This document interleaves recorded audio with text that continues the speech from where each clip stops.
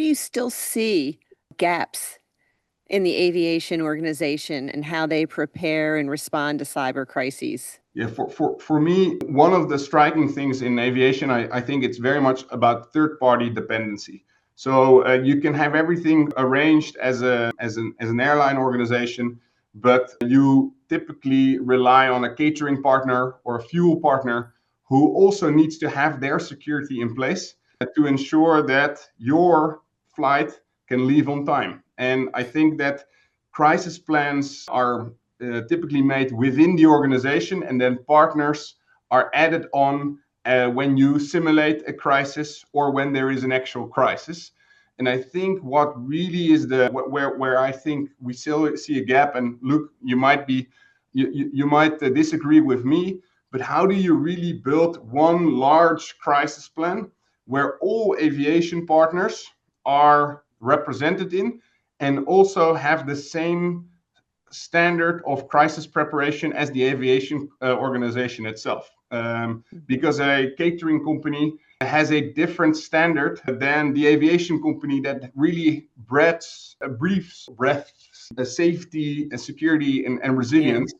And when you add on new partners, I think that is where we really see the gap, and also the opportunity to invite them and get them at the same standard level within the industry. Right. Disparate organizations with varying levels of, commitment and expertise and skill, frankly, in how they can respond. I can see that would, inherently create a gap.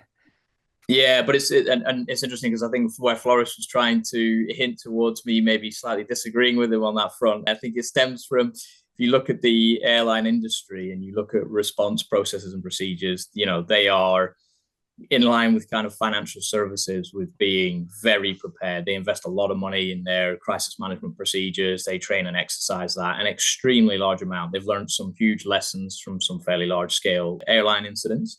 And so their general emergency response procedures are very mature. But what I was talking about earlier with kind of cyber coming into the domain and wanting to bridge the gap between IT incident response and crisis communications and physical emergency response, I think obviously they have been working a lot in connecting that. But when Floris talked about partners, I think one of the big gaps you see, not just in airlines, but other industries, is this huge reliance now on suppliers.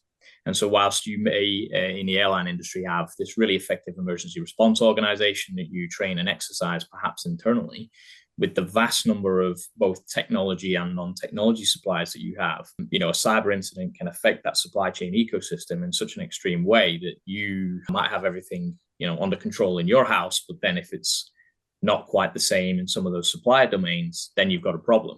And so we're seeing more and more organizations trying to run supply chain scenarios and bringing those suppliers in to see, does their level of preparedness match our level of preparedness, and where do we see some gaps, and maybe that should affect our procurement processes or how we train and exercise moving forward.